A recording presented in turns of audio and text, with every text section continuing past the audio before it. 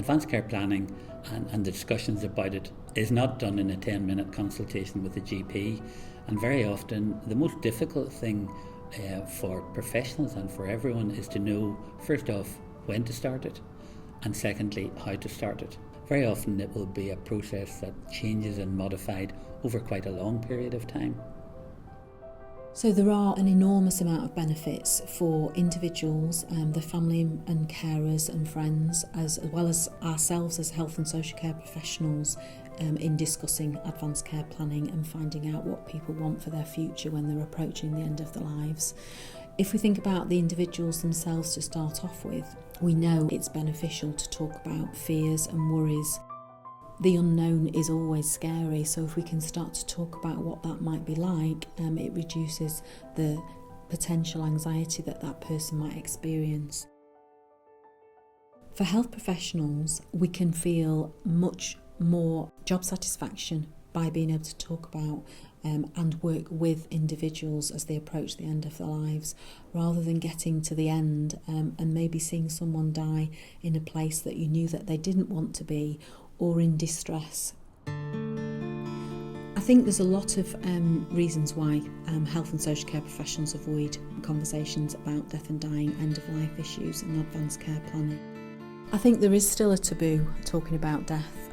It's probably still something that most of us want to avoid facing as a reality, partly because it's upsetting for them, especially if they've got a relationship with that individual. A lot of people haven't received any training, so they're lacking in confidence perhaps and competence, so they're not quite sure what they should be doing. There is a whole raft of courses and workshops available, some of it within small groups, some of it online. But it's about recognising what their training needs are and actively going and seeking some of that training. I was a doctor for almost 40 years before I had my first training in advanced care planning. Now I've had 5 this year. It's more beneficial in giving confidence to the healthcare professional to actually start the consultations. And there are certain techniques and skills in the communication that are quite easily learnt.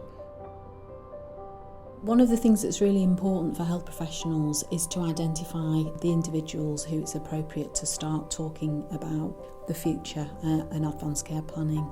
So part of that process is recognising the triggers.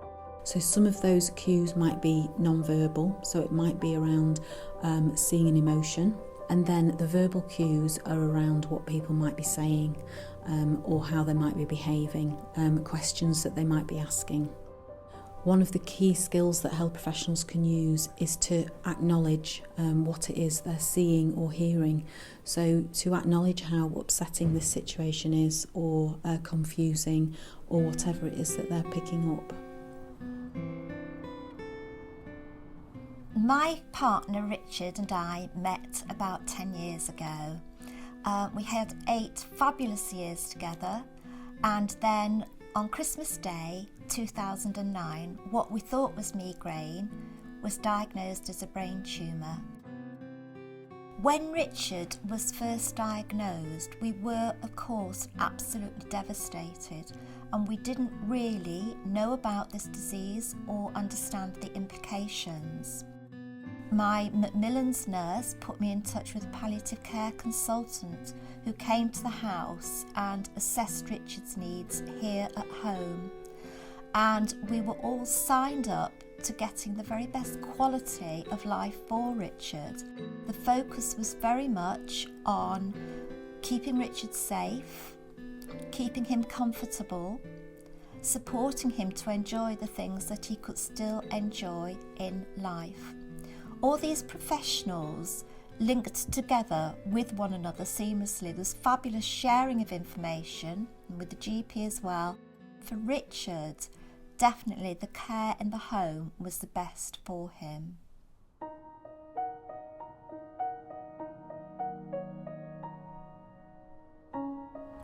My wife was diagnosed with ovarian cancer in 2007. She then had 3 operations, 4 bouts of chemotherapy, and she died in December 2011. She would frequently ask the consultants how long she had to live, and they would frequently stall. No one wants to give that information. Professionals have a real anxiety about having these conversations because they do worry that they're going to upset the patient, that they're going to cause them real grief. But I don't think that's the case, and I think evidence shows that the number of people, when these conversations have started, actually feel better about it and want to continue the conversation. And then there's often a great relief with the carers and the family of that patient, because they've been having the same thoughts and they know they're worried about it and they're worried about their loved one. Interestingly, Linda did her own advanced care planning. She gave me 2 bits of advanced care planning advice. Number 1, she told me that I was far too young and would have to marry again. Also, she gave me a list of suitable applicants. Thankfully, none of them were married. And then she told me not to get her the cheapest coffin. I haven't made much progress on the former, but at least I didn't do the latter.